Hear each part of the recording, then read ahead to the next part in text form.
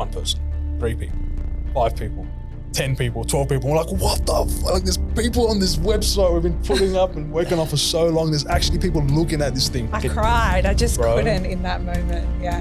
That was fucking crazy. This is what it's all about. Like, without all these 2 years of work and everything we've had to put in, you don't get to experience these highs, that joy that you get, but it's so worth it. My bad days are bad days. I can't get out of bed. There's no cure. There's no medication that's going to help. It's tough. It's one of those things you don't get prepared to deal with all of this. It's one thing to have a chronic illness, but it's one thing to let it define you. And I don't let it define me as a person that I am. We had to do it the right way, do it once, do it right. We were literally about to place our bulk order and we had all the samples done, the embroidery, everything was perfect. And then our supplier's like, so you have your certifications and all that sort of stuff set up, right? We're like, what? All right, so this episode is with the founders of one of the most successful product launches of 2023. Of course, I'm talking about Youi and Danielle from the Ailia Bottle. Now, Youi's a brother of mine. He's been part of the team for a couple of years now. He's also part of the Viral Brand Builder crew. So to see them have this amazing success with their brand, with their organic content, I'm really, really proud of them. Some great information here, plus just a really cool journey and a lot of good insights from both of them, how they've changed their life through Ecom. So yeah, enjoy this one. Let's get into it. All right, so we're here with the founders of one of the most exciting product launches of 2023. I've been saying this about Ecom since I've been involved in it 5-6 years ago.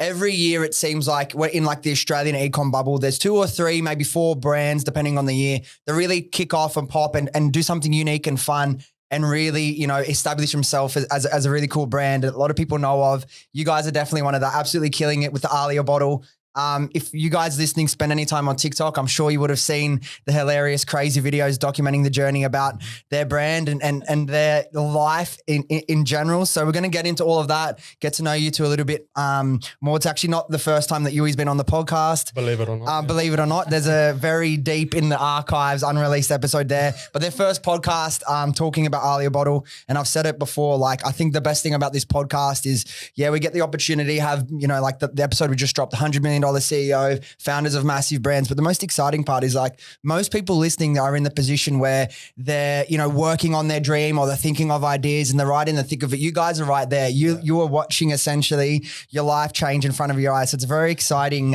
period. Youi and Danielle, welcome to the podcast. Youi, thanks for, you know, being in front of the camera for once instead of behind it. I know, I'm finally in the hot seat and thank you very much for having us. Thanks for having us. No worries. Now, obviously, Youi's been a part of like what we've been doing here from the beginning. Great friend, a brother of mine, like has done so much for us. No one deserves this success like you. You've worked so hard. So honestly, everything that comes from here is very well deserved. But where I want to start with this is kind of how the brand came to be. And obviously that's a lot linked to your story, Danielle. For those who don't already know you, obviously you've struggled with endometriosis for, I'm not sure this is a question or not. Is it like from birth or does it develop at some stage later in life? But I want to, for the people that don't kind of know what it is, explain to the listeners what endometriosis is and kind of what your experience has been like, because obviously that's what's really inspired the Ailia Bottle. And then we can explain kind of what the product is and everything like that. I was initially unofficially diagnosed at the age of 12. Okay. Now 27. So it was a long journey between me getting diagnosed. So from 12 till about 21, I didn't have any official diagnosis, but it was always suspected that I had endometriosis. What it is tissue similar to the lining of the uterus that grows and implants in other organs of the body, predominantly known in the uterus. So that's what what it was. Yeah. So again, I looked at a bit and it seems so crazy. Obviously, I did my I obviously know you guys, but I did my research just on you as well and looked at your Instagram and some of the stuff you've gone through now. Some of the things that you've had to go through, like cyst rupturing, you ending up in hospital multiple times, surgeries, migraines, nausea.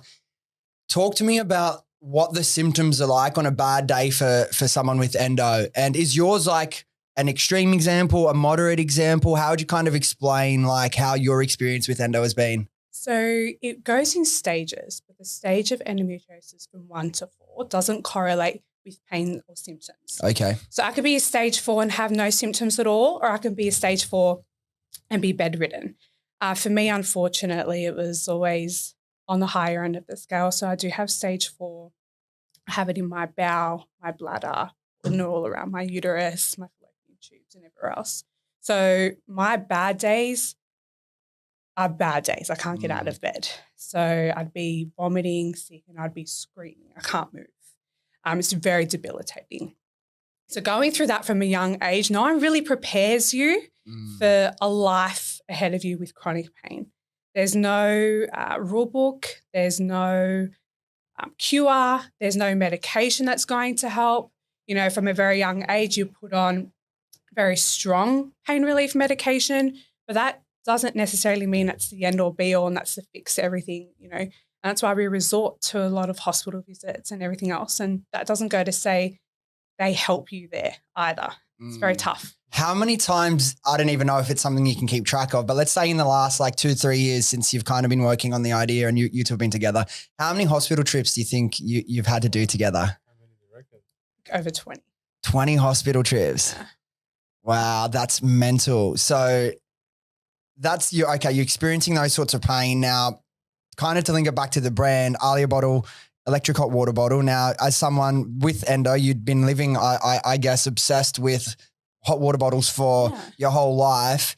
Tell me about actually creating the idea for the brand and how you used this. We've also got little Spyro. I don't know if you can see on the cameras, a very small kitten under our lamp today. He's just snoozing out for anyone watching on YouTube. Very fucking cute. But yeah, so talk to me about, obviously you've had that really gnarly experience. Living with endo doesn't look like fun in terms of the amount of pain you have to go through. Obviously Youi's a saint for being so patient and supportive through all that. At least it seems that way from my perspective. I don't know what gets edited out of those YouTube, those little behind the scenes vlogs. But at what point did you realize like, hey, I'm going through this condition that, you know, a lot of women do. And I feel like I only really heard about that condition in the last like 3-4 years. It's something relatively new to me and obviously for a lot of guys that wouldn't have heard of. But at what point do you start thinking, I want to do something in this space to help women that are going through this, kind of get a little bit better quality of life or experience less pain? So as I said, there's no quick fix for anything, but heat therapy is something that has helped me and helps many others.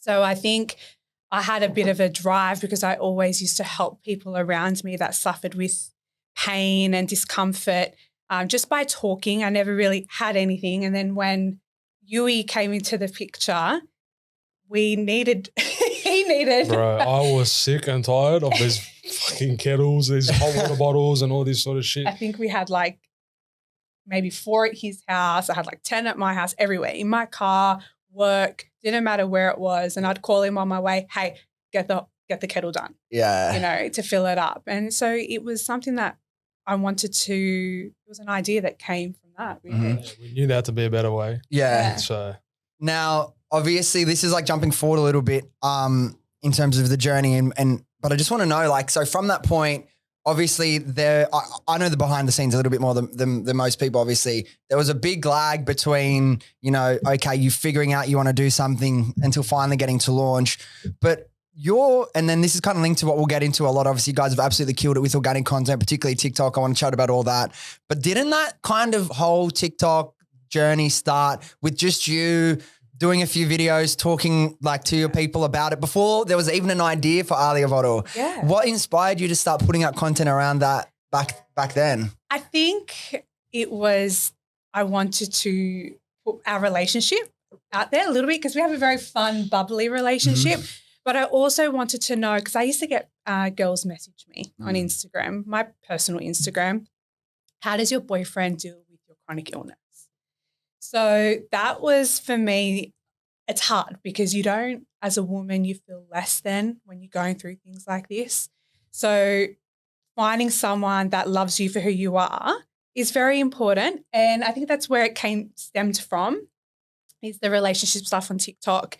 Then Youi was trying to film a piece of content, actually. We were trying to get a photo. It was during lockdown. I was at a house. Yeah. And we were just trying to get a photo and I didn't have a timer. I just had a video set up because I had an Android back in the day and I didn't know how to do it. Anyway, so I just had my phone set up and then we got in position and we were holding each other. We were about to pose and then what happened? I had a flare up. Like on camera? On camera. So a flare up is like, it'll just like hit you out of nowhere. And then I just felt like almost like a rupture, which is a cyst rupture. And it literally brought me to my knees. And me being me, I was there like mucking around with her, pretending to like fucking noodle sauce. Which I don't mind, because in that situation you do want a bit of light Yeah, shed. a bit distracted. And distraction. And then it was, was that same night you rushed me to hospital because I had an internal hemorrhage. So does that mean like surgery when that happens, or what do they put you on, like a drip, or like what do they do? Because you obviously tend to lose fluids and you're nauseous and you're vomiting and very unwell. They don't run you after surgery. They just, your body does its thing and reabsorbs all of it, and your body discards it. So I think I was in hospital that time 4 days. Yeah. With that pain. 4 days. Yeah. Was that our first hospital trip together? No, it was not. No. What was the first hospital trip? Do you remember? It was, I think, 15 or 17 days. We keep fighting about this. I keep saying 15. She says 17 days. What is it? No. 7. It was 7. Yeah, about 17 days, I think. Into our relationship was our first hospital trip. First of many. Daniel, can I just get you to chuck the mic a little bit closer to you? You can pull it around if you need to. I don't know. I can see Joe. He's not saying it's not coming through, but I'm just really, I really want to make pretty far from it. Yeah. Yeah. Because you're talking to Youi, I want to make sure it captures. So first hospital trip really early into the journey. Now, Youi's also had some hospital trips as well. We had you when we did that podcast. Something that's really crazy is like you've had your own history with health issues, not from a chronic condition, but you're actually in a car accident many years ago, and your back is still fucked, right? Still fucked. A typical Arab back, but yeah, from that car accident, that's where it all started.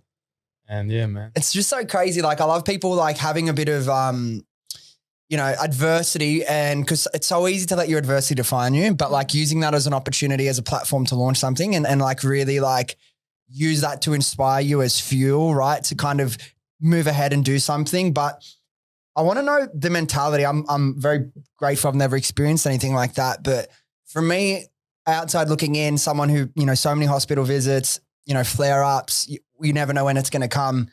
I feel like it could be very easy to get the kind of why me mentality. Like, why is this happening to me? What goes through your head when those thoughts come? It'd be only human for those to come. And then what kind of picks you up in the bad days and gets you out of that? It's tough. Like it's one of those things, you don't get prepared to deal with all of this. But you have to have fire and a drive inside of you just to keep going. And my drive is my family, my partner, Ailia, my friends, to keep going. Because if I don't have that and I feel sorry for myself, I'm just going to be worse off. And that has always been my mentality from high school. I'd always still rock up to school, even being unwell, go to work unwell. I used to take naps in the back office during my lunch break just so I can keep going. Because it's one thing to have a chronic illness, but it's one thing to let it define you. And I don't let it define me as a person that I am. And again, I'm very uneducated on what it's like living with endo.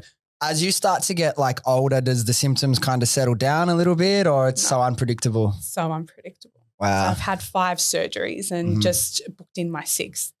So what happens when are they cutting out parts of you and stuff? Yeah, like so it's a disease that kind of implants. So it's like a freckle and it just grows and implants around. So they excise that lesion and they scrape all around and clean. Is this like an endo surgery where people get like part of their bowels cut out as well? Is that what happens sometimes? Yeah, they can. So they can get bowel resections because it just grows there, or bladder resections and have stents put in.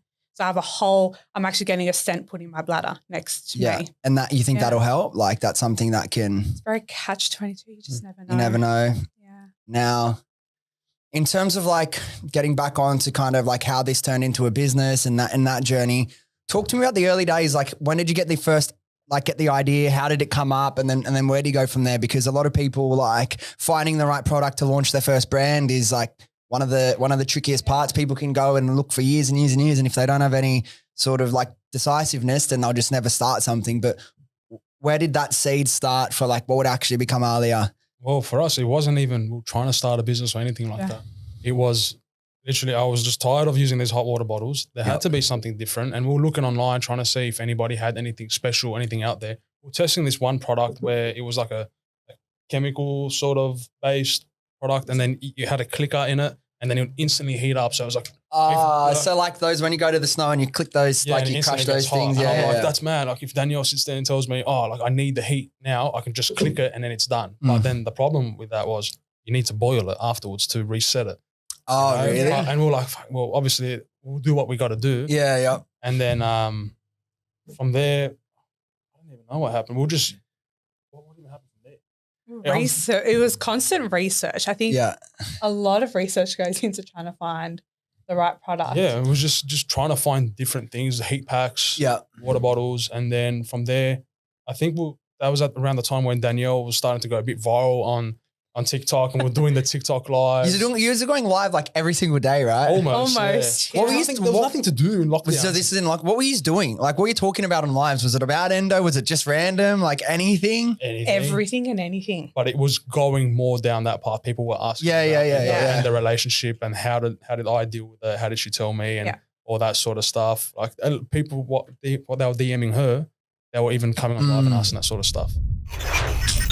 All right, guys, just quickly, I've got some news. I've spent close to the past 18 months building the ultimate program that takes you through the complete process, and I mean the complete process of launching and scaling your very own e-commerce brand from zero all the way up to $1 million plus per year. And now with this program, what you're going to get access to is 15 modules with over 100 training videos and 23 hours of in-depth content, taking you through everything you need to know to build a successful e-com brand. And this is the important part. This isn't just stuff that you can look up on YouTube. This is stuff I've taken from real lessons and experiences building Happy Skin Co. from zero all the way up to an 8-figure per year brand. You're going to get access to loads of custom tools, templates, and calculators that I've used to build and run Happy Skin Co. There's going to be one-on-one mentoring with myself and other expert coaches. And there's also weekly group Q&A calls with myself to make sure you're feeling completely supported throughout the entire process. And now what I've learned from consulting to everyone from people starting their very first e-commerce brand all the way up to brands already doing 7 figures plus per year is that there's a process and a framework to follow if you want to be successful with ecom. Now, if this is something you're interested in, hit the link below and go to join.viralbrandbuilder.com. All the information's there and you can book a call directly with me. Otherwise, send me a DM and we can chat there. Anyway, let's get back to the pod. And like, you've got some really pretty full-on messages from people and phone calls and stuff. Talk to me about, some of the messages you get from people that are going through this sort of similar sort of thing that you are. It's tough. It's very emotional. A lot of people struggle. A lot of people are ignored. As someone that has spent, over 10 years being ignored by Medicare professionals, it was hard. So for me, I just want to allow myself be that big sister that I never had. That's what it was for me. And I get messages, like 100 messages a week over of girls just telling me of their problems, what pain they're going through, going to hospital and being ignored at hospital, or starting out in the diagnostic process. What do they do? How do they go about it? So yeah, it's a lot. And how do you deal with the pressure of being that big sister, as you said, to so many people? Is it difficult to, sometimes when you're going through your own stuff to feel like because you're like so community focused and you want to, give back to everyone, like maybe you're going through a flare up. How do you then, get it together enough to do that? It's overwhelming, but I find joy and fulfillment in doing what I do and helping others. So even if I'm in a flare up, I just take, and I put up a story just letting people know I'm at the hospital or I'm going through this. I let them know and you get beautiful messages back. But also I find so much love being there for others. Yeah. Have you got any hate? No. No hate. That's pretty good. Thankfully, yeah. It's been pretty good. Now, Youi, from your perspective as being the partner in this situation, what's it like to see like the woman you love going through this pain and but even for you, like seeing her go through the pain and suffering, but also like it's a big responsibility for you as well. Like it wouldn't be easy to be the partner of someone going through that. What's your experience been like? Well, at the start when she was telling me about her having the chronic illness, like on our first date, I didn't understand that. I was like, I had no idea. She's telling me she's got this endometriosis and all that. I'm like, yeah, okay, cool. Like I don't know what this is. You're like, yeah, I'm an endomorph. Yeah, I'm like, come on, bring it on. But then as the relationship progressed, and then especially that 15 or 17 days in when we had the first hospital visit, I was like, what as a man, like, what can I do to help you? How can I help? What can I do? Like, let me go here, grab this for you. Let me do all this sort of stuff. But then when she sort of sat me down and explained, like, there's nothing you can really do. Like, it's internal. Doctors can't even help me. Like, and I was like, fucking, I felt hopeless. Yeah. That was like part of the drive of like, okay, we got to find a better way. Let's make everything convenient. Like, there's got to be a better way.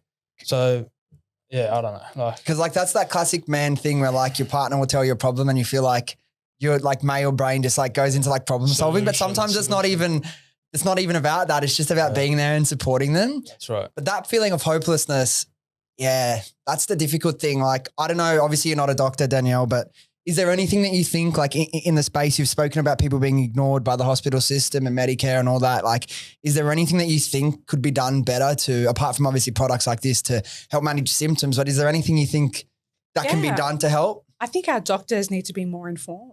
I think that they need to have the surgical they need to be able to handle this surgically. Yeah. There is a lot of methods that have come out that are not helpful. So, you know, if we think of a laparoscopy as typical surgery and an excision, you're cutting it out. Whereas now they've got lasers involved and things like that, which cause more problems and more damage to the areas. You know, you're just cauterizing and you're just burning off that superficial layer, and that's not really doing anything. But it comes down to the knowledge of the doctor. And I think being so textbook, you have to think outside of the box. When you think of a disease that affects more than 10% of the world's population, you know, you need to have a better understanding as to what's going on. You know, they've changed in Australia, they've just changed it from 1 in 10 to 1 in 9. And then they changed it again. It's just, you know, if you're having this frequency of people having this disease, why aren't doctors well versed in it? Why do they not know how to surgically deal with it? So, yeah. Do you think this is something as well that has only started to get a little bit more, like, I don't know if attention's the right word, but like attention on the issue, like since like the rise of social media and people like being able to share their individual stories, and people being able to find communities that are, you know, 100%. going through that together? 100%. If it wasn't for the community that, you know, myself and other people are involved in, I don't think there would be that push or that drive. Yeah. You know, if in New South Wales we have a particular funding, where is this funding going? And why aren't people getting the help that they need? You know, on average, you know, if I look at my hospital bills just for this year alone, it's over $40,000. And how much of that do you have to cover yourself? A lot of it. Really? And I've got private health. My surgery last year cost me just under $20,000 with private health. So you still had to pay that much? Yeah. Yep. Wow. So you think Australia, you think, oh, we got Medicare, you don't have to really pay for medical stuff, but yeah, it was such a big taboo subject. Women's health was always taboo. Yep, she gets her period, she's fine.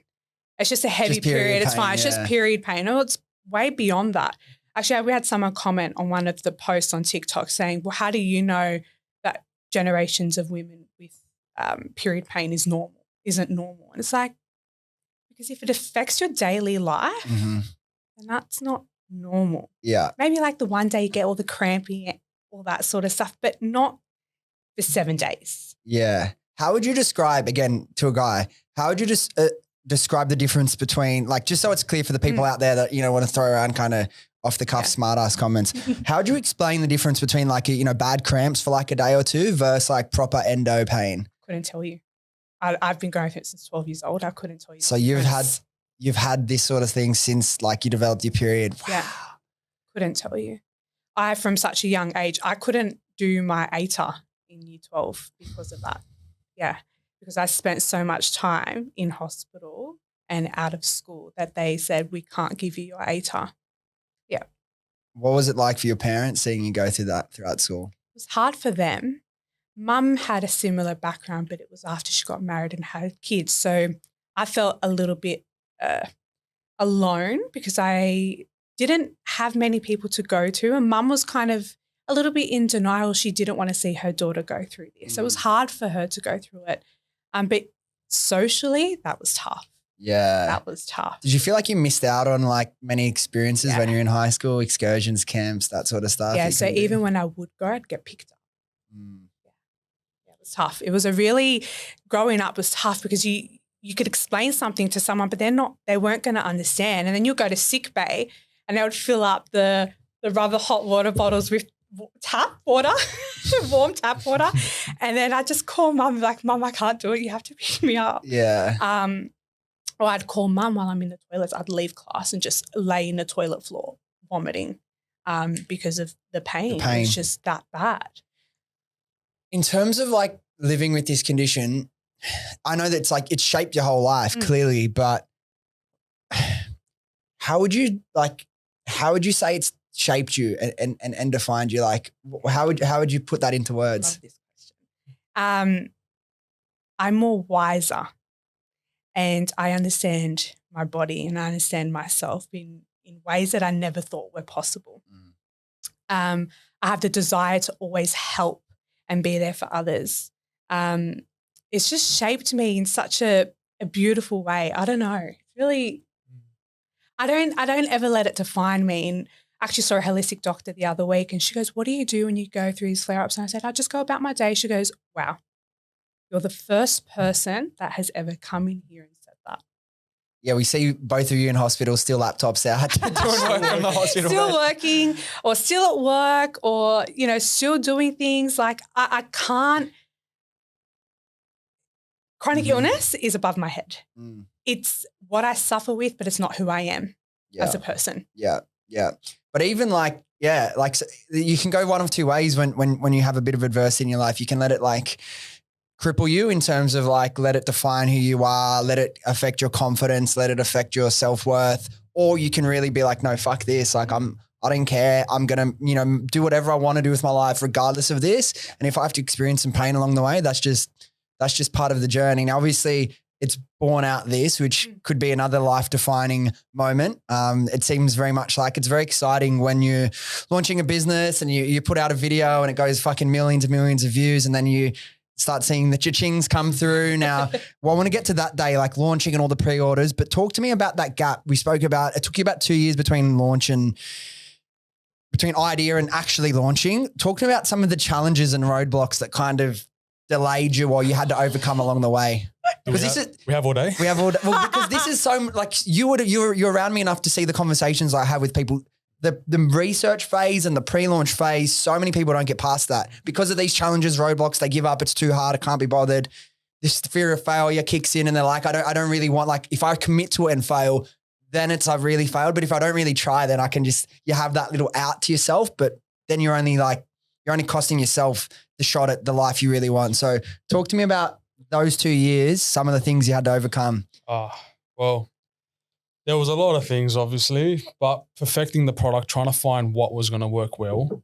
The actual product itself. Product itself. We had Joe helping us out, and he doesn't remember this, which pisses me off, but he actually helped us find the Ailia bottle. Yeah. Look, he's nodding his head. Just another day for Joe. Just another day for Joe helping, So there was that, and then there was a sampling process, going through perfecting the body strap, making sure everything was right with that. We wanted that to charge at a certain amount of time. So your sampling process, was that with like, you had like a range of different manufacturers, or it was one manufacturer and loads of samples to get it right? What was that for you? One manufacturer and loads of samples. Yeah. Yeah. Because at that time, that was the only manufacturer doing it. Like, we were so early on this whole wave. And like, if you were to go on Instagram, now you'd get bombarded with a whole bunch of people trying to sell hot water bottles and all that product. There was nothing back then. Otherwise, I would have bought it. Trust me, I would have bought it. I would have tried anything back then. So there was nothing.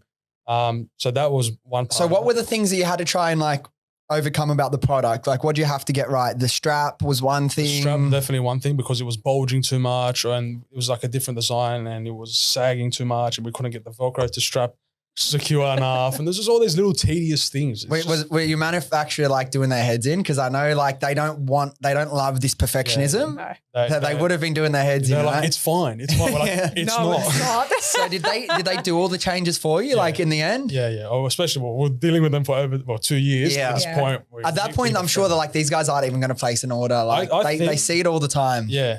it was the second year, I think they started to take us a little less seriously of like, okay, you're just wasting our time. Yeah. Because it got to a point where one of the roadblocks where we were literally about to place our bulk order. And I'd say the first one, this is a little bit before the first year. We were about to place the bulk order. We had all the samples done, the embroidery, everything was perfect. And then our supplier's like, so you have your certifications and all that sort of stuff set up, right? We're like, What? it's the first we've ever heard of this. What do you mean? And she's like, well, you need to be completely certified to operate in Australia and do all that sort of stuff. So we're like, oh, fuck. We're like, okay, what do we need? And then we went through that whole process and that took a massive chunk. Like that was, I don't even know, 6 to 8 months of that process, going through figuring out which testing, which lab testing facility to go to, get all that testing report done, which could actually was verified enough to be considered appropriate for Australian standards. So there was trying to find that manufacturer or that lab, and then all the agencies here, the government agencies that we had to speak to in Queensland, Melbourne, all those places, just trying to get everything to marry together. That was a process. How long did it take to get like once you found the right like regulator or the lab to do the testing on them? Was it like for the electrical standards and stuff? Yeah. How long was it? Like how long's that process once you hit them up? Since we hit them up and then getting it done. So there was in the middle of that, Australia changed their standards. Okay. And they classified the Ailia bottle as a foot warmer. A foot warmer? A foot warmer. Do you remember that? Yeah, I don't know. There was a lot of weird things going on. What our suppliers were telling us was one certification, and then what we were getting advised here was completely different. Yeah. It was just a constant. So we didn't. It was like a ping pong match and we were losing to you. Yeah. It was like, what's new? But anyway, yeah. So yeah, we're getting tossed around with a whole bunch of different information from different people. I even resort to Chat GPT. You can't ask that law stuff. It doesn't know the difference. No. But it actually was helpful, like surprisingly. It knew a few things which... Yeah. So I don't even know that process from start to finish. But I'm saying overall it was like 6 to 8 months, probably even more, that whole thing. And then... 6 to 8 months to get that sorted. Yeah. How much do you reckon you spent on that, like testings and stuff? Thousands? Thousands. Yeah, thousands. That didn't finalize until just before we launched this. Wow. Yeah. We didn't place the order before that, but we waited for everything first. Just in case, I remember the day she called me. I was at a job filming. She 20 called times. Me. Yeah, well, I'm filming. I'm working. I'm not going to answer my phone. Anyway, I get to my phone. I'm like, somebody's died. What's going on? Like, she's blown up my phone. It's usual anyway. Standard. Yeah. She's got a drone that surveys me now. That's all right. And then anyway, I finally answer. It's like a ring. She can log in from her phone. To see She hacks into the CCTV around. Anyway, I open the phone and she's crying. I'm like, what the fuck? Crying. She's like, we did it. We got it. I'm like, what? She's like, we're finally certified. Everything's all. I'm like, no way. So that process, like, if your manufacturer doesn't have like those specific ones, do you just send like samples to the lab and they do whatever testing and then they come back like, it's sweet, or you got to change these things? Yeah, that's right. So then you got to go through that process. The lab and the manufacturer dealing with each other, and the samples, you got to send them a whole bunch. And then from there, once we get that report, then it goes to the Australian government agencies that need to go through and verify all that information. And then there's another mark that we have to get. And then eventually we get a report saying, okay, pass or fail. And then you get either a certification or you get denied. You know how you got heaps of competitors pop up now? You reckon they've gone through this? No. Someone's better should be reporting them, man. That's not my... No, I've never done it either, but like it's because I've gone through the same thing with Happy Skin Co, electrical standards, listing with the TJ and all that sort of stuff. And it just makes me think like there's the few brands that do it the right way and there's so many, dodgy ones that don't. And like they'll be the ones where someone will hurt themselves, injure themselves, the product will malfunction. And it makes the whole industry look bad. So it's like people that in Ecom just want those quick results, but they don't realize like you can do that, but to do it the right way takes a little bit of time and like this process, particularly with a product someone's going to use on their body, you want to make sure it's 100% safe. I think it's so liable if something was to happen. And that's the reason why we wanted this product, because it needed to be safer. And we needed to guarantee that safety, right? Like I ran it over with my car to test it. It won't pop, but obviously you got to use it right. There's labels on it and instructions. You only use it a certain way, but we had to do it the right way. Do it once, do it right. What else was there in that 2 years that kind of delayed the process, do you think? what was the original name?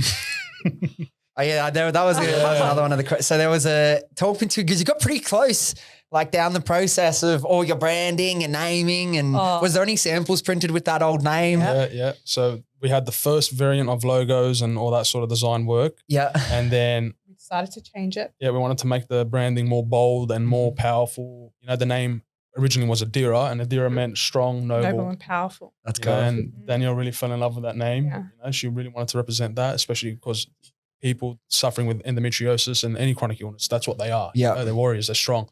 So we needed a name that suited that. And then, so we went through the whole process, and then we were about to place our bulk order again. And it was our anniversary. We were just coming back home. We went to Happyfield. What's Happy Feel, like a restaurant? It's a restaurant, and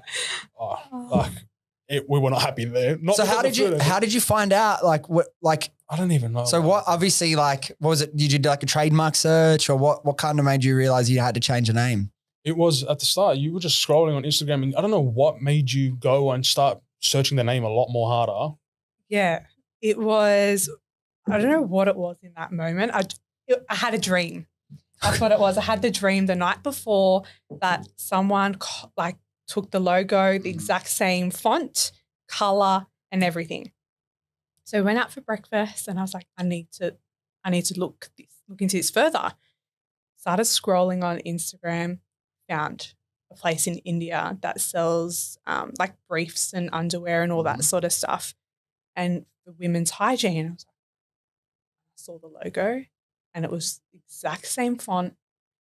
Everything was the exact same. Wait, so had you posted this publicly at this point? I Like, think we did. Yeah, it was it was the Instagram handle and whatnot, all that sort of stuff. I don't know if they were there before us or after us or what happened, but we found that at that time, and we were like, fuck. what made you decide to change? Like, The branding from the original one to this new bold like were there style. trademark? Do they have trademarks or anything? Or No. But then what happened was Oh, they've got trademarking in India, but under a different logo. Mhm. But then when I tried to trademark Adira, I couldn't do it. An IP holdings company held the name Adira. but it was in the same class, which is fine. I mean, you can get around if it's in the same class, but there was one line that they had in that class, and they ticked it. It was heating apparatus. They had everything. It was for something completely different, but then they decided, nah, fuck this. Yeah. I'm going to put heating apparatus as well. Yeah. And that's what stopped us for getting Yeah. that name. And then I got legal advice, and they said you can try and fight it. But then There's no point pre-launch fighting No. that shit. Just change. They said they'll just ask you for basically an income from the name, whatever they will ask for 2% or 5% of As what if you it's make. worth that. And I was like, no way. So no then way. But it was hard for us because You're at so that attached point- to the name. Yeah, and Yeah. people knew us on TikTok at that stage, and we had announced like we were working on something, and people were so invested in the name on everything. So it was like it wasn't as simple as, all right, let's just change the name. So then we had to, because we went through and we were trying to do that whole process, and then they give you a certain amount of days to come up with a new name. Otherwise, all the money that you've spent on trying to register that name Trademarking. goes away. Okay, so you were still able to register with. Not with Adira. We had a couple of days to come up with a new name, so then we didn't lose all that money that we were Yeah, so paying. you could still use that money for Ailia. Yeah. It was all right in the end. Yeah. Yeah. Like, well, we didn't know it was going to be Ailia. we did it. Yeah. So we still were under the. I know I remember the period when you were thinking about different names and stuff. That Thinking was about fun. names is the fucking worst Oh, part, bro. man. And imagine having a deadline. Yeah. I mean, as you can see from the videos, we work well with Deadlines. deadlines. I only work with deadlines, but That's it's it. too stressful. It is. Yeah, that was very very stressful. chaotic. But I think I found the name. It was on. Yeah, I was at work. Yeah. Does it mean anything? Yeah. So Danielle, I don't know what she was saying, but a sentence came up where she was saying there's light at the end of the tunnel. Like we'll find something. There'll be something. Just being optimistic, Danielle, as usual. And then, so we were looking, I was on Instagram, not Instagram, I was on Google just looking at names that mean, powerful, noble, all that stuff similar to Adira. It was on a random website, baby names. And then right under Adira was Ailia. Fuck, that looks cool. Right underneath. as Yeah, well. right underneath. And it's like spelt A-I-L-I. It's spelt forwards and backwards the same way. I'm like, Yeah. it's pretty easy to remember. Like, Yeah, one of my friends from high school, her daughter's name's Ailia. There you Yeah. go. Yeah. See? So it was a baby name that came up, and then right next to it, She's actually half Lebanese, so maybe it's It is an Arabic name. Yeah, they name? say that. Yeah. yeah. But we've never met anybody with that name. Yeah. And right next to it, the definition of that word meant light. Wow. And then straight away that sentence that she said, light at the end of the tunnel came. You just and I'm knew. like, messaged her. I'm like, I didn't ask her. I said, we found the name. That's what he said. And I literally was like, I've got to go. I've got to make a call. Walked outside. What do you mean we found a name? He goes, Ailia. I'm like, oh, okay. And then that's it. Yeah, you were keen from the start. Keen No from the questions start, asked. no questions yeah. asked. So straight away, I hopped on Illustrator, fixed the logo, changed everything. Yeah. Contacted the agency, and we got everything registered and lodged. And Ailia was officially born. Now, question I want to ask, I don't know how much you guys have thought about this and how much of it can be attributed to this. Like 2 years, like, again, probably longer than you would have wanted, but at least you got to launch and obviously all the work was worth it. But how much do you think, like, honestly, of those delays and pushbacks was like a little bit of yourselves self-sabotaging or self-delaying, a bit of the fear of failure and just like, because obviously there were real things to overcome, but do you think to a certain extent it was yourselves slowing it down subconsciously? There was a lot of that, but there was obviously the other factors as well. But I'm a perfectionist, I'll say that. Yeah. Yeah, definitely. So I wanted everything to be right, everything to be perfect. So that obviously delayed everything. Yeah. For you, what do you reckon? But I also think, though, when you go through things like this, I don't think it's meant for you in that moment. I feel like when we launch at such a perfect time. Yeah. When did you launch again? Like It was July this year. June 30th. June 30. Yeah.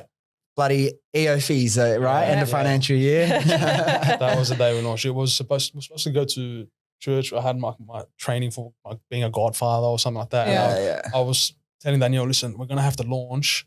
You're going to have to sit in the car outside and I'll be in there doing that sort of stuff. And I'm like, fuck, like, I don't know. So I was calling my cousin. I'm like, please, can we reschedule? We worked it out. We were able to reschedule. And then I didn't tell her. She comes over and she's stressing out. I'm like, I'm going to film this shit. Like, this is mad. So I'm filming her panicking. She bought an outfit for that day. Like, this girl will go above and beyond. Surprised she didn't buy one for today. She still look beautiful.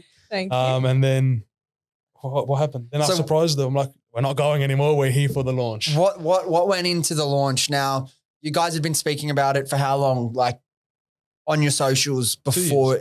No, but like how long, like whether there was like sort of like a time frame for launch, like, hey guys, we're launching in a month, 2 months. How long was it like really like ramping up pre-launch? It was a week before.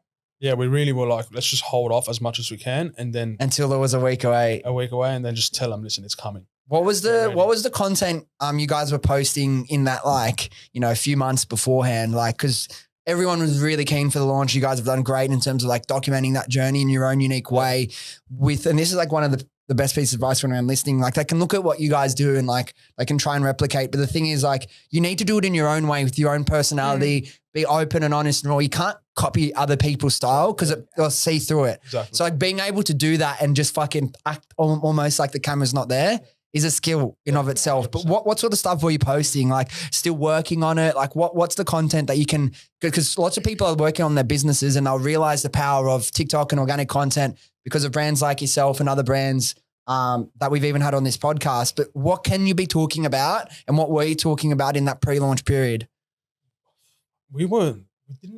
When did we have the Ailia TikTok? We didn't start that till like a couple weeks before we actually launched. It was majority on her TikTok. Just on your TikTok? On her personal one. And then on mine was just random car stuff.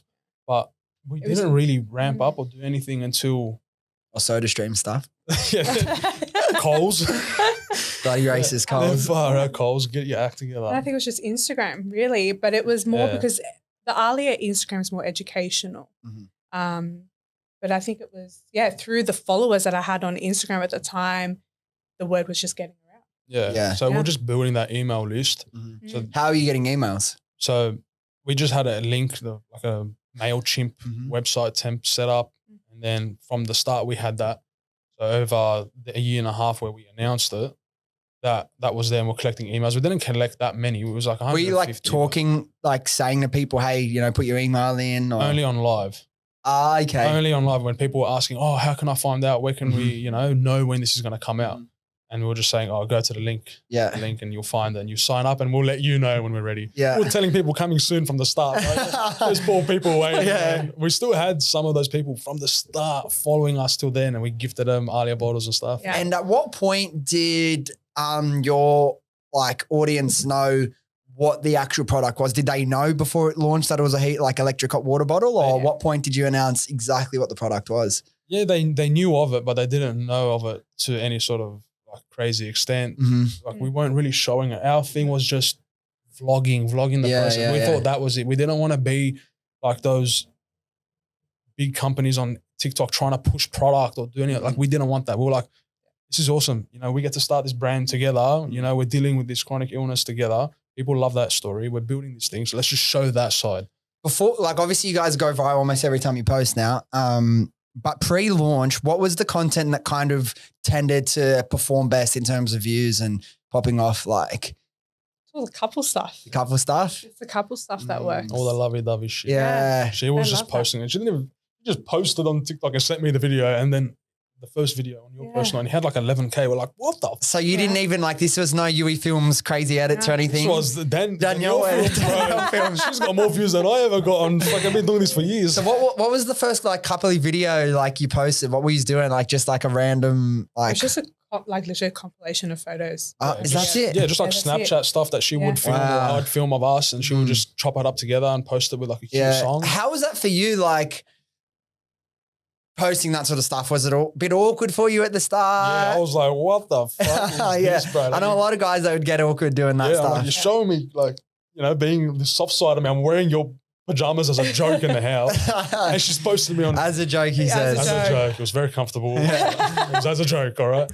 Yeah, it was very weird. Yeah. Very At what weird. point did you get used to that? Because like a lot of people, you know, in terms of getting in front of the camera, whether it be couple stuff or not, like they just let the limiting, you know, like they just let that fear of being uncomfortable and embarrassing themselves or the fear of judgment stop them from doing it. How long until for you, like obviously you didn't let it stop you, just fucking rolled with it. But how long until like you just didn't give a fuck anymore? Like it was just like whatever. I was pretty early on, mainly because I've had like that YouTube video go viral back in the day. I have to bring that up because that's like, I wear that. 5 million plus views on a YouTube video is pretty good. Come on, bro. That's Everyone pretty needs to go. decent. Is it on, what's the channel, Joe? Is it Youi Films? Is that Youi Films or Youi Tabbiche? It's one of the two. Yeah. I always change it. Yeah, it's crazy, Yeah, man. Minecraft creeper attacking real life. Yeah, he was actually attacked. Crazy. So I was pretty accustomed to it because obviously when that video came out, everybody in my school found out about it and they're like, oh, you know, and then my Used to being film laughed school at, after, I was used to it. So then when she was posting, it was different because it was like the coupley showing stuff, that side. right? Yeah. So that was And being as like a Lebanese guy, like a lot of like, you know, I'm from the area as well. Like it's not common practice for like boys like that to be really open and cute, see with their, you know, partners. A lot of them want to be like too cool for school. Yeah. Did you have any like, you know, pushback or people like cousins, friends that'll be like, what are you doing, bro? Oh yeah, a lot of people were like, what the fuck? Not what are you like, doing, but like just be like, you know. They're like, oh, look at this, blah. Yeah, you know, try and just put it mucking on, around yeah. and shit. But I never was like, You just didn't care, I yeah. didn't give a fuck. Yeah. You're not like the stereotypical Lebanese No, guy. I'm not traditional at all, bro. Not at all. I went to film school. Like, Whoever goes to film school. It's like, what do you mean you're not doing concreting? Literally, bro. So that was my path, doing that sort of stuff. And then, yeah. Yeah, well, that's another like important theme of like the podcast and you know, the guests we have on. It's like, you know, not doing the traditional path that's presented to you.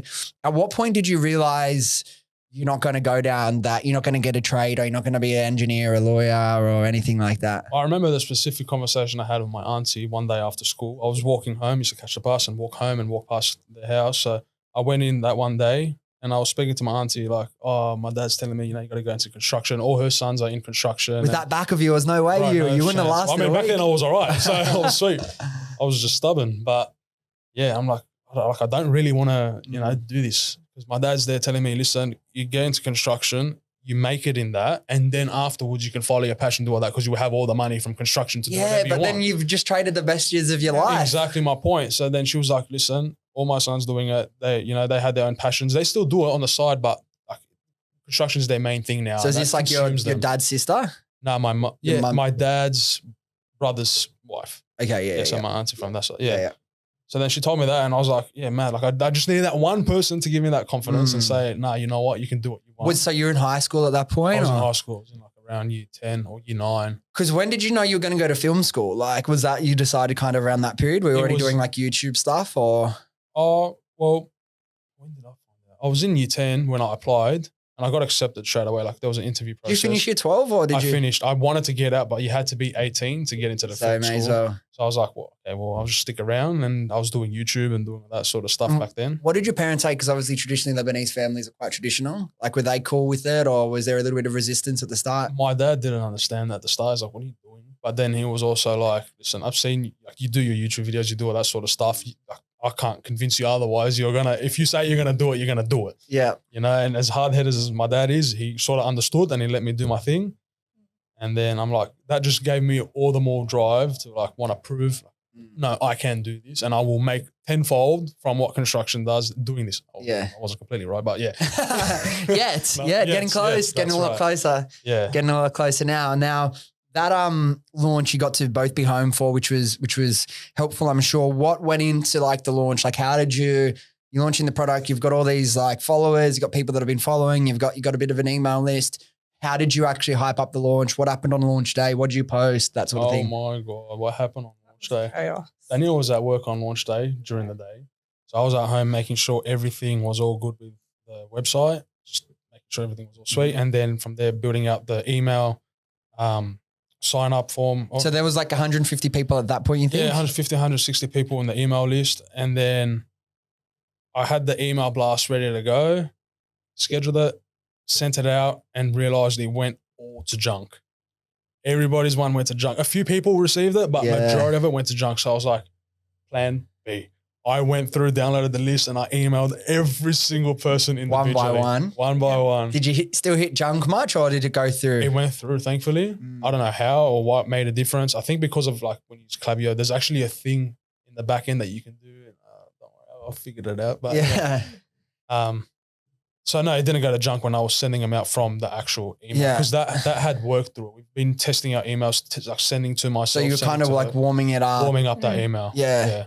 It's one of the biggest things as well. Like people think you can just like out of nowhere email 10,000 people. You're going to go straight to junk. Bro, no way. Like think about it. Like these platforms are used to scammers coming in and just setting up an account that day and blasting 100 emails. No, bro, you need to actually work for this, set it up, lay the foundation. Now that launch day, was that like launch, your products are there or was that pre-sale launch? Pre-sale. Yeah. Pre-sale. And then. What happened when you hit like, so what time did this email go out? You posted a bit like, so you got the email, what time did that go out? So that was out in the morning. The first batch was out in the morning, which went to junk. And then for like 2 hours, I was emailing everybody. Yep.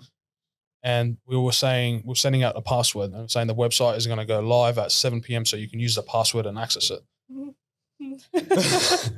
No, the website went live at 7. It still went live, but we couldn't do a password. And the password was like, I don't know what was happening. I don't know what I was doing wrong. I thought I had it all figured out. Yeah. But it just wasn't working. People couldn't get in properly. At 7 o'clock? At 7. So I'm like, fuck this. Bro. Take the password off. Rip the password off. Yeah. The DMs were insane. We're like, we can't get in. They're like, what's happening? You can't get in. We're trying to buy and nothing's working. I'm like, fuck, is it the shipping? Is it this? Are you stressing out? Because like, fuck, you don't want your launch to...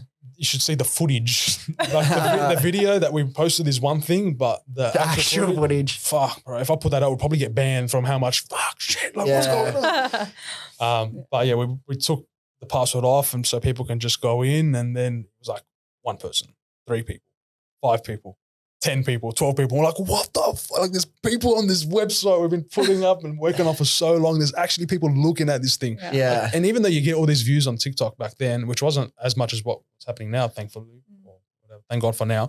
But like that, just seeing 12 people on your site at a given time was freaky. And then that first sale, unfortunately, I was recording on my phone, so we didn't hear the cha-ching. Oh, but the second sale that came through, the cha-ching? We got the cha-ching, and that. I cried. I just couldn't in that moment. Yeah. That was fucking crazy. Yeah. But I will say that wasn't the first cha-ching I've ever had. Joe and I had a brand before. And our first cha-ching was this one here. So, yeah. What brand was that? It was called Massage. It was like Well, now it's actually, we should use it because we've got a cat. So that thing. Okay, yeah. But anyway, yeah. But that first cha-ching with Ailia was Yeah, that was unreal. And from someone you didn't know, like a stranger on the internet, actually giving them your money. Like this is what it's all about. Like that's why everyone listening who's thinking, fuck, you know what, I do want to take a risk and change my life and actually live like a really exciting life. Like without all these 2 years of work and everything you've had to put in, you don't get to experience these highs, that joy that you get, but it's so worth it. Like, would you do it all over again if you knew? Yeah. 100%. Yeah. Bro, 100%. that feeling, you can't explain it, bro. You feel like you levitate. Yeah. You're like floating a bit. I was still a bit scared. I'm like, make sure everything's working. Yeah. Stressing out. But like, still remember that first person that purchased, even though it wasn't that long ago. And yeah, man. Yeah. Like What was so you did the email. What else did you like put out that day for the launch? Stories. And then we went on live on both Instagram and TikTok. And At the same time? At the same time. Yeah, Like, cool. She had her phone. I had my phone set up. Yeah. I was like, guys, like, we're finally here. Like, you've been following for how many years? And like, That's it's here wild. now. And there's still people commenting on it. Like, oh, they're just asking us, oh, how does Youi deal with endometriosis? But we're live. Hang on. Yeah. They're still trying to answer that question. Yeah. So yeah. That was our method, I guess. So stories, emails. Did you do like one of your like documenting, posts that went out that your was live? the next. Oh, we did actually. We did just put an in the moment video, which put a soundtrack on when the first sale came through. I quickly posted that up as well. I don't know how well that performed. Did it get like many views or? It definitely does now. I don't know how many got on that first day. Probably got like 2,000, 3,000 views. Yeah. But even then, that was crazy. Like, Yeah. bro, like that's 3,000 eyeballs, and then seeing eventually 100 and something people on the website, not at the same time, but in that 1 hour, I was like, what? Crazy, man. Yeah. Now, how long was it in between the pre-sale period before like you had product and were shipping out? 2 weeks. No, a week actually, that following week. The next week? Yeah. Talk to me about that week in between, what's happening, how you guys, making it all happen. Danielle was on the app every day checking the vessel. Every 3 minutes, checking it. Like, it's moved. It's moved a bit. Because it sends an update like every 6 hours. So she was there. Yeah. And then I'd panic when there was no update. And I was like, oh my God, what's happening? The ship is sunk. No. I'm not kidding. That week, we kept getting TikToks of ships sinking, containers falling off. Like, Yeah, you TikTok, see that, what are you doing, bro? Yeah, that was so stressful. And then was it sitting at the docks in Australia for long or did they release it pretty quickly? Pretty quickly, actually. Yeah. The second time took longer, but it was actually a day. Yeah. And what was, you mentioned like in that first day you posted like a few thousand views. When was the first video that you posted that went like properly viral? Was it printing out all the pre-orders? Can you have like over 150 pre-orders? I think it was that video. Yeah. Was it that? No, it was the receiving the stock. Not the one with the truck. The one where we documented the pre-launch. That's right. When we actually launched the website that day that we're talking about with the emails, we made a video about that day. So How long out? Like when did you post that? How many days after the launch? I think that was the next day. Oh, so you edited that all and posted it up the next day, or 2 days later. And that one on your second day went viral. It went viral. I think it got like 100 and something thousand or 200 something thousand. And we're like, like, this is next level. And then a few days later was when the stock arrived. And that video went crazy. Which one? Is that the one with the truck or was that the second time you got stuck? That was the first time. That truck pulling up, that video got a mil. It was it was literally my face saying. The one where it's like reversing and stuff? Yeah. That's got more than 1 million views. No, that's the second order. Oh, You're thinking about the second order. Yeah. That was the first order. I can't remember that one. It was Danielle's reaction of like, it is, that's our truck. I'm like, no, it's fucking It was not, all bro. day because my dad's factory is where a lot of trucks come by and they park up and I'm like, we had one truck. I'm like, that's not it. Because it's dropping my dad some stock. Go to the next truck, pass him. That's not ours. And then finally I saw direct courier. I was like, oh my God, it is. Like it was. At that point, I was like, yeah, okay, yeah. The first three we thought was ours, and this one, but it actually was. Yeah. And how many? So that got 1 million views. How many sales do you reckon you got off the back of that viral video? I think it was like 30. It wasn't that. And these like $150 products as well. Like how much you sell it? 159. That's pretty good numbers just off a video you didn't pay any ad spend on. Yeah. It's a pretty good fucking return. Yeah, it was crazy. I mean, initially no ad spend or nothing. We're just documenting the journey. And it's like people love the video and then they're falling in love with the product and we're not even showing the product. They're falling in love with us, like what we're showing in the journey, which was awesome. What do you think, like, in terms of like going viral, like what do you think's the things that like looking at the success of your content and the videos that have outperformed the other ones, what's the main ingredient or main ingredients of a video that performs really well? Authenticity. Yeah, massively, 100%. Authenticity. There's no script. There's no bullshitting. Mm-hmm. You're getting what you're getting. Obviously, in the edit, things change. The narrative changes a little bit. Mm-hmm. You know, we try dial down the chaoticness. You'd think we'd be turning it up. No, we're dialing it down. It's chaos. Like, oh, they're just playing it up. Like, no. No. Like anybody who hangs out with us will literally, you'll feel it. Yeah, The energy radiates off us. So authenticity. Now, capturing that, the emotion, the reactions is obviously a big part of that. How much? So like when you post a video, like you post every day, just about when you post a video, they're usually between like a minute and 2 minutes most of the time. Yeah, they go for around 2.5 minutes now. Yeah. Now, how much footage are you capturing to edit down into 2.5 minutes? Well, I'll say the most, I think. It was 8 hours of footage. Yeah. It was the one of the custom, what was it? The pot plants with the bamboo, that video. We made custom pot plants. So we got these pot plants from this supplier here, Posh & Co. And then we 3D printed our logo, stuck it on it, made it look like concrete, and then put bamboo in it. There was a story behind why we chose bamboo from the owner of Stacks, Don. He told us a story, and it was fucking, that genuinely helped us get across the line. Yeah. That was one of the things that helped. That video, bro, because I was filming that video for months. Yeah. Well, I was working on that before we even launched, and then we launched, and then things was going viral. So we'll just orders every day, and I'm like, I have no time. Yeah. So it's just whenever we could, I was filming everything.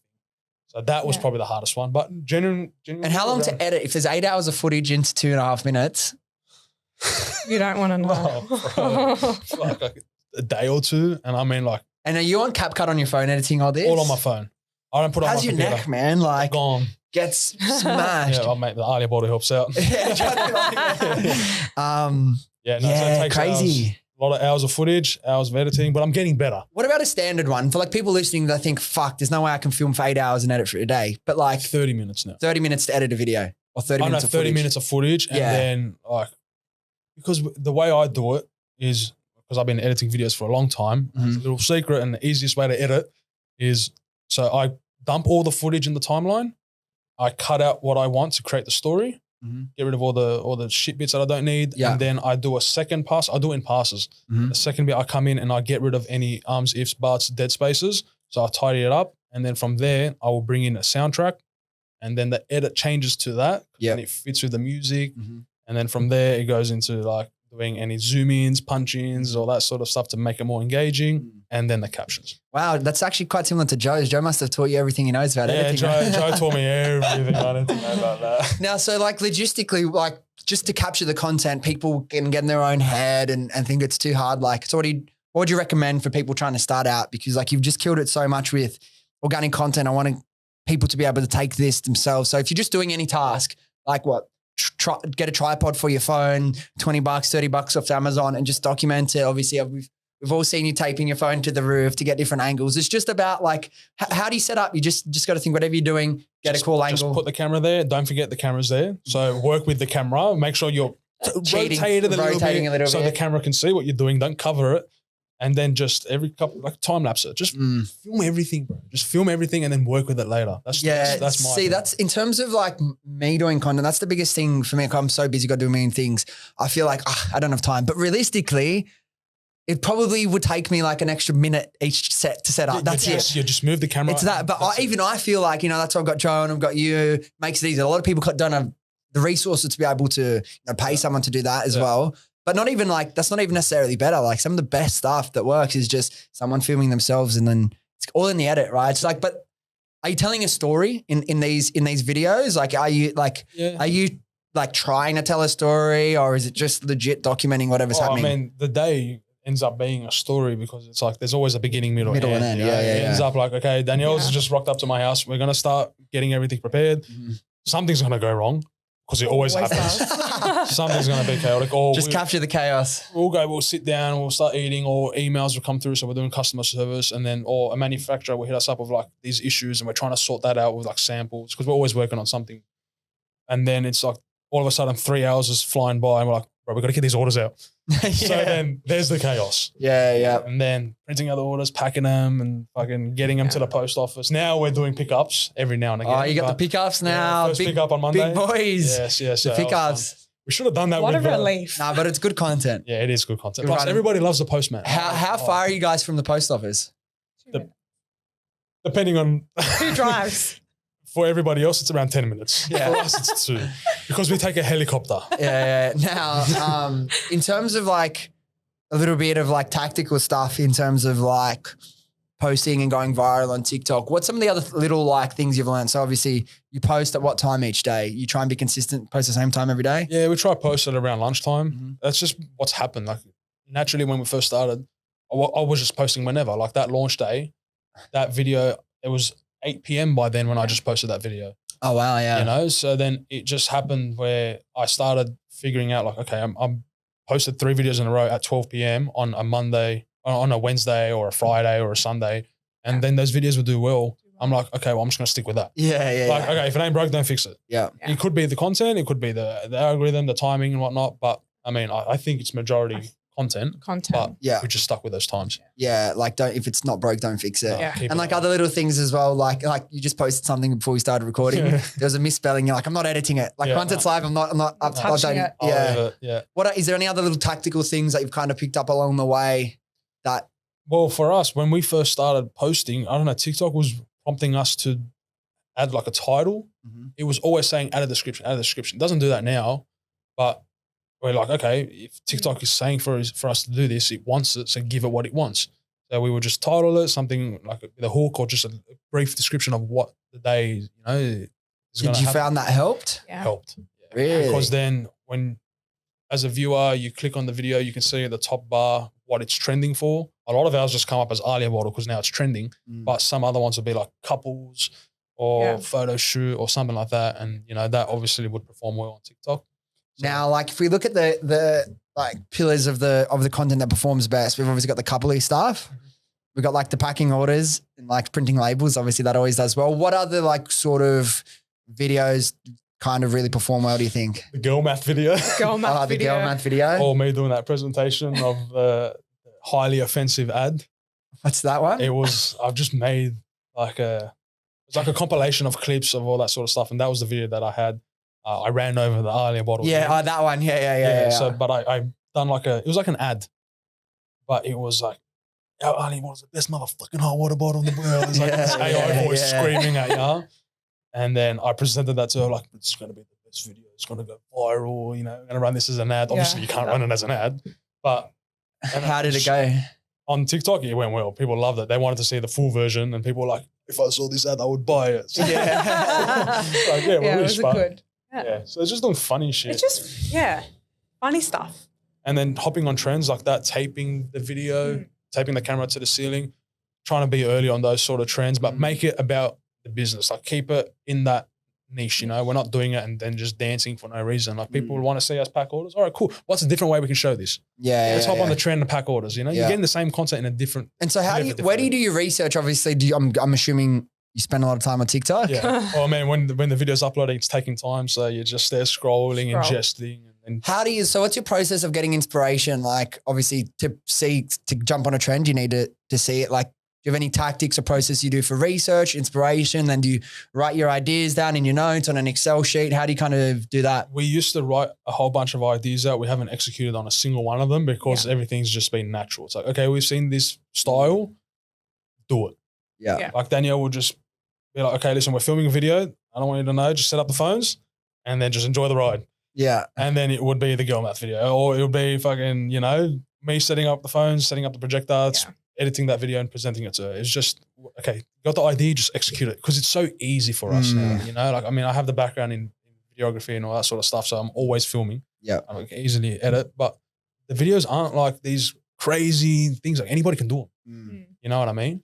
So what would your advice be to like someone starting? Do not procrastinate. Just do it. Don't overthink it and post it. Overthinking it, I think, is one of the biggest killers of it, particularly with content, right? It's so easy to be a perfectionist. Like you say you're a perfectionist, but like at the start, you're not going to be perfect. You need to do it and then get better and try and, The thing that I said in a video once, like, put in the amount of effort equal to what that platform expects. Like for the website, go crazy. Like be a perfectionist with it. The website that we have now, I love it.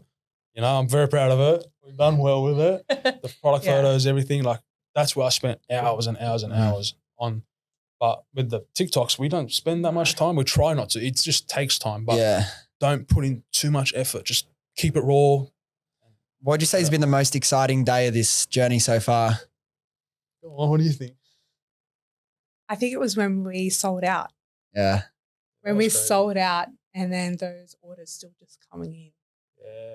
That was I felt so bad for the first person that purchased after because I was still the longest wait. Yeah. I'm like, bro, like I can't ship out your order. Sorry. That was the most exhilarating feeling because you're like, people actually want it. At that point, you've just sold out and you're still getting orders. That feeling is untouchable. And so like talk to me about the quantities and how they've gone up every time. Like what's the first order, second order? First order was 500. Second order that's a pretty big first order already. Yeah, it's pretty big. That was negotiated. Yeah. It was originally supposed to be 100. You know, we're like, okay, test the market, get it out there, see what people think. But then our suppliers like, listen, you've done all these customizations. We've played ping pong for 2 years now. You got to help us out now. So we're like, fuck, okay, well, we got to. That's a decent amount of cash as well. Like big, it's a big lump sum. Putting that cash in, do you feel like that motivated you even more to, make it a success, or you didn't think about it too much, the cash? I don't know. For me, I didn't think about it. I was more of like, this is the price you have to pay to win. Yeah, you got to risk it to get the discount. That's right. Yeah, so many people like as well are afraid to put cash down on a dream, but like, fuck, what other motivator do you need? Like, right. You know what I mean? So many people are like, oh, I really want to change my life. I really want to have all this stuff. Okay, well, this is what the cost of, admission. This is the cost of entering into the game of, business or life. Right. I'm like, oh, that's too much. I can't risk that. Yeah. Well, then what do you expect your life to be if you're not willing to do that? Now, so put that down 500 the first time. And then what's the second order? Then 1,000 units was the second order. That came in a semi-trailer and we blocked the road of her dad's factory for 10 minutes, bro. This is the main road in that area. Yeah. It was chaos. We even had people on TikTok commenting on that video saying, oh, I was in that red truck over there. Who knows if I mean yeah. Like, that was insane. So that was 1,000 units that second time. And then now, next week, we're receiving our third batch, and that's 1,500 units. So they're going up by 500 increments, but this is coming in a container. Full container load. A full container load. So FCL, baby. We're getting like a storage unit because we have nowhere to put it. Yeah. So where do you have it now? Obviously, you've you've fully, you rendered your whole garage, set up the Ailia HQ. Yeah. How much stock do you hold there usually? 2 pallets at a time. Okay, yeah. So how many units in like a pallet? A couple hundred or? Yeah, probably like 150. Yeah. Or something. I don't know the math, but a little over. Yeah, probably 200. Yeah. But so there was 5 pallets, whatever it equates to. I wasn't good at math. I dropped that in. Anyway, 2 pallets at a time. We're up to the last pallet now. Yeah. So luckily we placed that order when we did. When's it arriving? You said next week? Next week.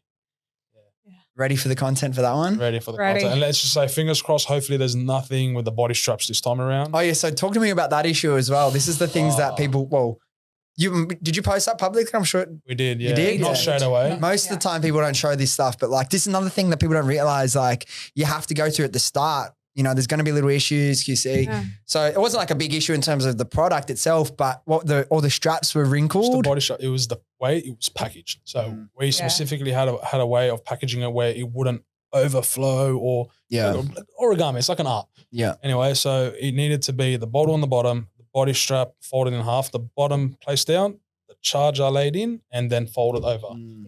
They mixed that up. They didn't do it in the right way, and that caused the bottles and to move around in there, which moved the body strap. And then by the time we get to opening the package, it's completely wrinkled, the body strap. Like it's not damaged, it's just wrinkled. So we're like, fuck. We didn't realize until we quality controlled the first night. Opened the first box, we thought, okay, that's fine. What are we going to do? Then the second box, then the third, and it was just continuous at this point. We're like, what do we, and we were messaging. Every single one pretty much? Almost every single one. I think in a box, there's 8 in a box. Majority of them, 7 of them would be damaged, if not all of them. And then we were contemplating, what are we going to do? We messaged her straight away. The color on the box, there was a few little minor things. And then Youi's dad brings out the steamer. He goes, I've got this. Because my dad used to be a dry cleaner back in the day. Yeah. Nice. So he's like, what's the material? He feels it. He's like, let me get the steamer. What is the material? It's like a velvety. Yeah. Like these chairs kind of. Yeah, Yeah. literally, Oh, yeah. yeah, So yeah. like when you drag your hand across it, it changes. the colour. Changes, So yeah. it's nice and soft. So hand steaming every single one of the 1,000 Yeah. pretty much had to be hand steamed Well, we haven't done all of them yet because we're still just going through boxes. as you need. As we go. Like last night I was up till 11:30 steaming, which is early for steaming, but Danielle does majority of the steaming when she comes over. How long does it take to steam one, you reckon? 2 to 3 minutes. We timed it. Yeah. Wow. Yeah. Have you done like little time lapses of steaming all the things? Yeah, we we have. I don't know if we posted. We did post a time lapse of it. Yeah. So like what's next? Obviously you've come out, you've got some little like gibbets. They're not gibbets. The gibbets are this. Obviously that's the Crocs. You've got like little pins to decorate the strap. Now, what does the future look like? What do you got coming in the next 12 months? Like that you can talk about now. We can talk about. Oh, we got a few new colors and stuff. Oh, that come interesting. Yeah, because people are always asking for new colors. So we're going through that process now of figuring out what do we want. There's a whole bunch being produced now, so we can go through and see different shades and all that stuff. Just trying to perfect it and make sure everything's all good. So that's coming.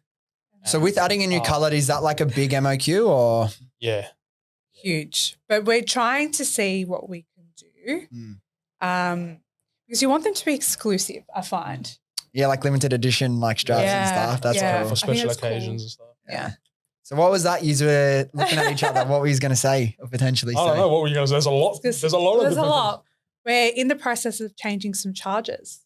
Oh, yes. So we're just trialing new different techniques, different charges to make things easier, especially for different people like the elderly and all that sort of stuff, make it safer. But then again, once you do a new charger, you have to go through that whole process again of testing, reporting, certificate. So that's like a long time away. Yeah. That's been in the works for a while now. Yeah. And now you guys have experienced the age-old thing that, anytime anyone launches a good, exciting product, doesn't take long before there's people trying to steal your content. There's manufacturers trying to replicate what you're doing. Your manufacturer can do things at times. Talk to me about how you guys have navigated that. Oh, Danielle. I stress. Yeah. I stress. Youi was actually in hospital and we had our supplier message us saying, someone messaged us asking for your bottle, your box and everything included. And I looked and I was like, I'm not dealing with this. So, we have a good relationship with our supplier. Yeah. And she sends us a screenshot of somebody who screenshotted our product and said, I want you to just change the logo and put my logo on. And our supplier sent this to us. They're like, we just want you to know, look what's happening. So then Danielle went into panic mode. I'm there like, I got to show these motherfuckers that I designed this box. Yeah. We put in the rest. We made this box ourselves. This isn't some. That's your IP. That's right, Yeah. So then that video was born like the next day. Yeah. In hospital editing. Yeah. So, Was that with your back playing up? Yeah. What happened? They put you in hospital? No, because obviously we used to do all the quality control and put all the products upstairs in my house because we have I had carrying boxes upstairs. up and down, far out, bro. It was the worst thing. And then is it like sciatica or slip disc? It was sciatica. Like I've never felt it that bad. Like I've had fucking 10 out of 10 pain. That was 12 out of 10. Really? Bro, it was. Fall down the crack. I told you that could happen. Nah, he's all good. He's all good. Getting warm under the lights, so fucking cute, man. So cute. Yeah. I don't know what happened, but I just remember calling Danielle like, you need to leave work. I can't fucking handle this. I'm pain tolerant.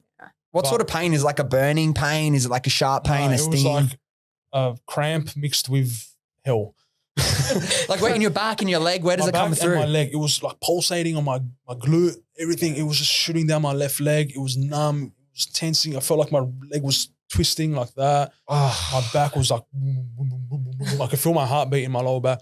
Bro, it was the worst thing. How long did that last? For the entire day. I was there and I finally found a comfortable spot laying down on my stomach and I had my left leg crossed over my right leg. I'm just laying flat down. So then Danielle rushed from work and she's feeding me because I haven't moved all day. Like I was in the middle of packing orders. I'm like, and that's when you saw this competitor thing when you were in hospital? Yeah, that's when we got the DM of. So you're like, I'm going to fucking show you what because I was next? In pain. I was like, well, you're angry now. Angry, I was walking. Yeah. That morphine kicked in, and I'm like, bro, that's it. They gave you morphine. Yeah. Wild, bro. That must have been some serious pain. Yeah, bro. It was bad. It was fucking bad. Was it morphine or endo?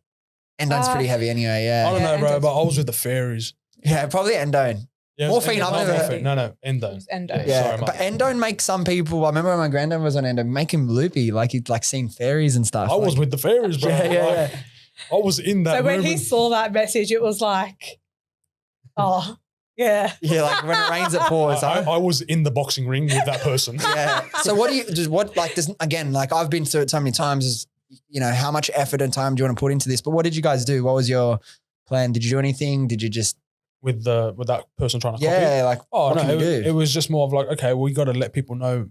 We got to let more people know about our IP and what we do. So that's when more BTS was coming out, showing more of the process, which we didn't think was possible. But it was like, how do we make this box go from this to this, and that whole process. Have you seen people launch actually with like ripping off your stuff yet? Like, There was one website, I forgot to tell you, but no. Like, you know about the website. Some guy from Saudi Arabia, or I don't know where, fucking stole our website photos, stole our branding.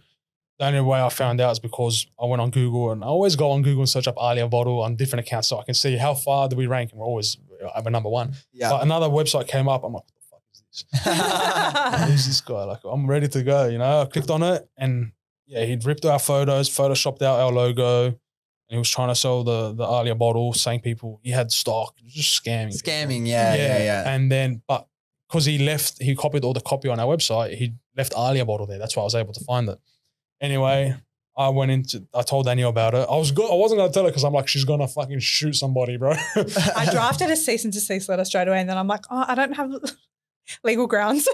Yeah, because it's in another jurisdiction, another country. Like, what can we say? Obviously, you can message him and try to scare him off, but I'm like, all right, it's this guy. Do you have a law degree? I don't have a law degree. I've worked in law. So you understand the space of it, yeah.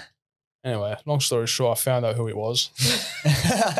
You always do. Always find out. So did you send him anything, or you just keep monitor? Nah, he eventually disappeared. Yeah, the website. Yeah, It's gone. Oh, you didn't know? Fuck, I didn't realize I told you. But yeah, disappeared. Yeah, thankfully. and what's it been like with like competitors popping up now? Like, are they coming thick and fast? Like, Yeah, I mean, are there multiple manufacturers making a similar product now? now there are. There's a few now. Now they are, but bro, like, we haven't ordered those products yet and we haven't sussed them all out.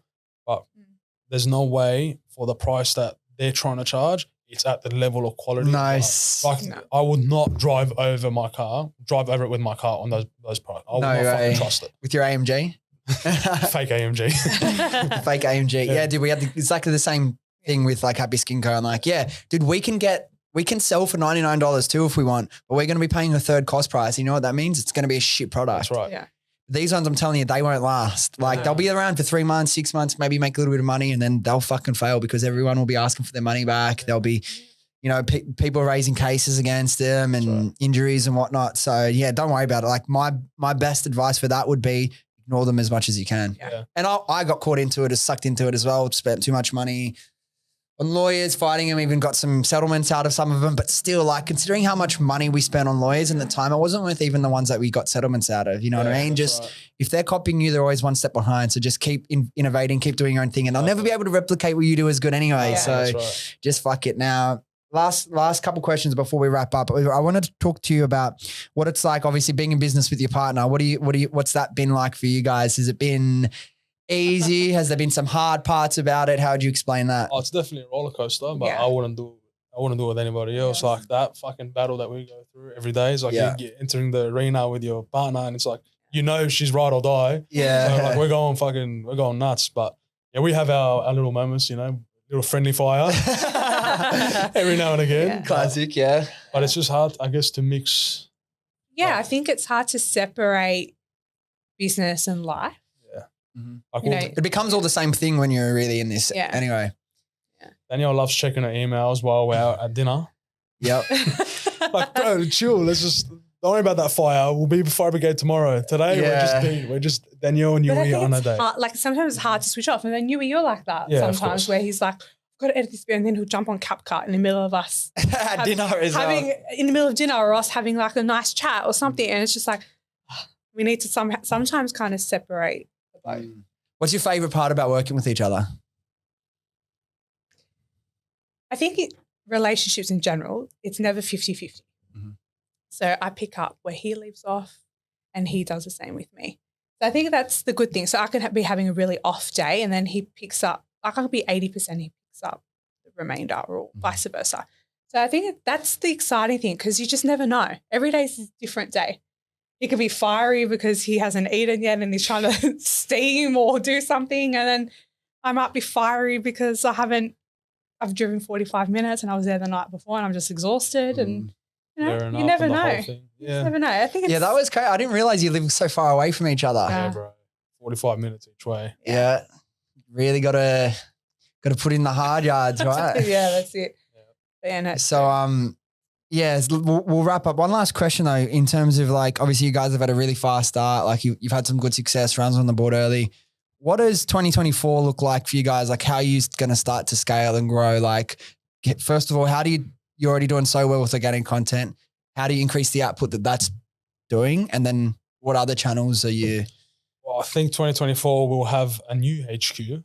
We'll have a bigger space finally. Hectic. A place with a studio and the whole facility downstairs. We'll hopefully have our first hire, somebody in the warehouse who can, if there is anything with steaming, we don't need to do it. Like that, you can take control of that. But obviously we love that process. So we'd still be doing that sort of stuff. But yeah, having that first hire to help us out. Yeah.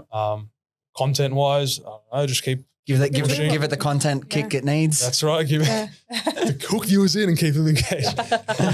Yeah. What do you think 2024? Besides, I don't know. Everything you said, really. I think just expanding a little bit more, and then I really want to, for the business itself, I want to have like community events and tapping in the community more. I feel like 2024 would be more about the community, giving back and holding events for people with chronic illness and having, just everyone come together. That's right, spreading more awareness, especially for the boys. Like, we're teeing something up now with the Jap House boys. Shout out to them. We're going to do little events just to educate boys because I had no fucking clue at the start what it was. And, going along this journey and seeing all the comments coming through and people DMing, you got to like you said, if like 1 in 9 women in Australia have it, that means like 1 in 9 boyfriends, partners have it. That's right, bro. Your mum could have it, your sister could have it, your daughter, your wife, bro. And if you're not educated, you don't know how to handle it. You may think she's broken, you may think she's this, when that's not the fucking case. You need to figure it out.